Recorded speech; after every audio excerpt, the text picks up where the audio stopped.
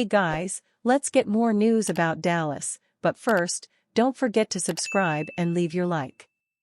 Eatman, could you tell this team was eliminated? Just about the time the players and coaches were either getting on the bus to head to the game or maybe some had just arrived at the stadium, the Cowboys were officially eliminated from the playoffs. Just like that, you're getting mentally prepared to play a football game in front of the world, and you find out the season is virtually over. And guess what? You would have never known. That's right, nobody watching Sunday's game could have ever guessed this Cowboys team had been knocked out of the playoff contention. Certainly, the Cowboys were still playing for something, right?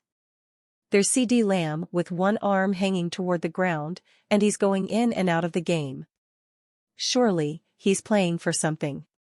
There's Donovan Wilson, flying around the ball, knocking Mike Evans on his butt over here and diving into Baker Mayfield over there.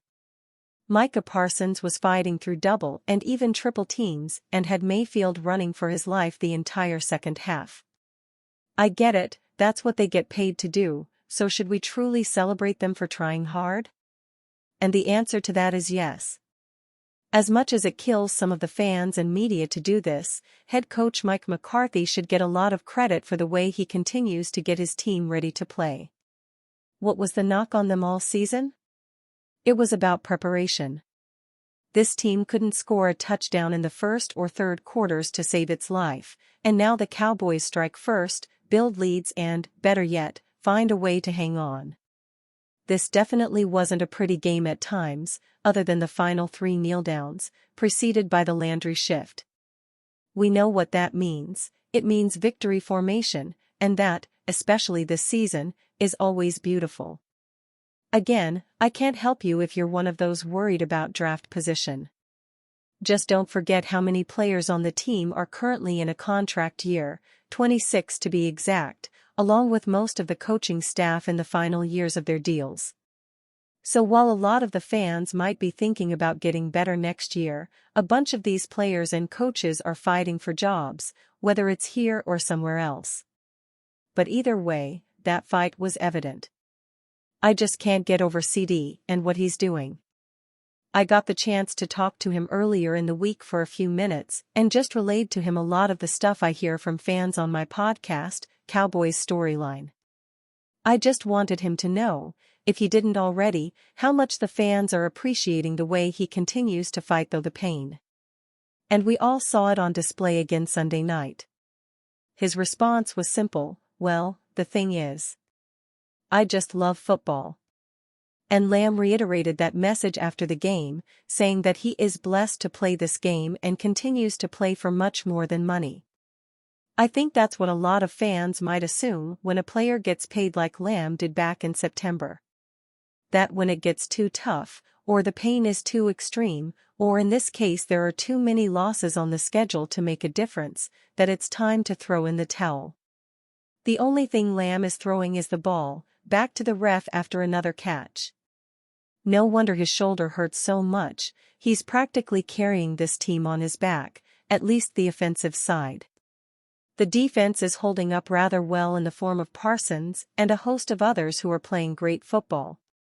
Give it up to Wilson for making a lot of plays, to Chauncey Golston, who is putting together a solid season. Don't forget about Nick Vigil and his 10 tackles in place of an injured Eric Kendricks. It's been a combination of next man up, along with don't give up. You add that together and you've got a team that has won 4 out of 5 games to get to 7 to 8 with 2 to play. What are they playing for exactly? Is it Mike McCarthy's job? Is it to get a winning record at 9 to 8? Or is it simply because they're a bunch of fighters with a lot of pride and want to go out and prove there's a lot of pride among these players and staff? Maybe the answer is all of the above. That's what it looks like. It certainly doesn't look like a team eliminated from the playoffs. And even though that's the reality, it doesn't mean the Cowboys have to accept it. Fans erupt after seeing ex-Green Bay Packers HC Mike McCarthy's post-game moment with Cowboys Jerry Jones. Former Green Bay Packers head coach Mike McCarthy seems to now be sitting on a much cooler seat. McCarthy has consistently been viewed as a coach on the verge of getting fired by the Dallas Cowboys, but the NFC East team's compelling 26-24 win on Sunday night in Arlington over Baker Mayfield and the Tampa Bay Buccaneers appears to have helped his job security. Cowboys owner Jerry Jones was even seen looking ecstatic in the locker room as he met with McCarthy following the win. Of course, fans online have lots of reactions to that interaction between the two. Here are some of the comments. Crazy how excited they are to finish third in the division. Sign Mike to another 3 years now. Then give Butter the bag first, then Parsons. Mike gets resigned, Zim gets resigned, draft receiver in the first round or sign Amari Cooper/Stefan Diggs, sign Rico to a 3-year deal and draft a change of pace back, stay healthy and we good to go. McCarthy 2025 is happening, isn't it? Winning cures everything. Good for Mike man. He's a solid coach. Jones also gave McCarthy his flowers when the Cowboys owner spoke with reporters. I'm just proud that they got rewarded and our team is playing at that level because he's got them coached up to playing at that level even though you realize when you're not in those playoffs you can't get to the big one, Jones said, via John Machota of The Athletic. He's got this team, that's as good of an emotional effort performance that I've seen us have. I don't know what to compare it to. The Cowboys are out of playoff contention, but the fight they showed against the Buccaneers had moral victory written all over it. The 7-8 Cowboys will next take on the Philadelphia Eagles on the road in Week 17 before concluding their 2024 campaign with a home game versus the Washington Commanders in Week 18. Call Mayfield Sports Marketing at 262-366-8188 to schedule Green Bay Packers players or alumni for your corporate appearance or product promotion. Our booking agents will work on your behalf to get you the best price for your desired sports speaker. Mayfield Sports Marketing has earned a reputation of being the one to call for booking top athletes to speak at events and trade shows. To learn more about Packers players or alumni appearance cost and booking fee, please call us. Dallas Cowboys predicted to pair Micah Parsons with All-American LB.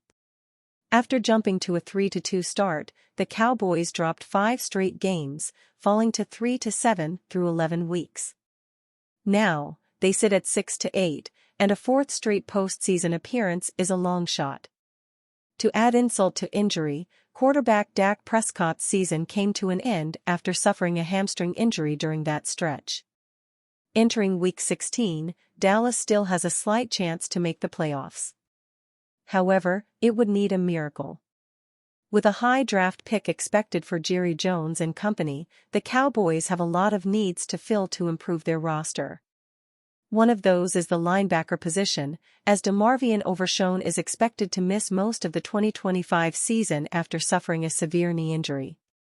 Ian Valentino of the 33rd team believes he has the perfect solution for Dallas in the upcoming 2025 NFL Draft. In his latest mock, Valentino has the Cowboys selecting Georgia Bulldogs linebacker/edge rusher Jalon Walker with the number 14 pick. This would pair him with Parsons on a potentially elite Dallas pass rush. Dallas previously found success with a versatile defender in Micah Parsons, so it makes sense that they'd bank on athleticism and instincts once again, Valentino said. Jalon Walker is a terrific linebacker with the strength and speed to be a third-down pass rusher. With recent draft picks at linebacker flaming out, spending a premium pick who can play all over is justified. Similar to Parsons at Penn State, Walker has proven to be a versatile defender during his time with Georgia. In 3 seasons, the junior out of Salisbury, North Carolina, has tallied 87 tackles, 2 passes defended, 12.5 sacks and a forced fumble. During the 2024 season, Walker helped the Bulldogs clinch the number 2 seed in the college football playoff after winning over Texas in the SEC championship game. He also earned first-team All-American honors. If Walker were to take his talents to Dallas, there would be nobody better to learn from than Parsons. And you fan? What do you think of the situation of Jalon Walker?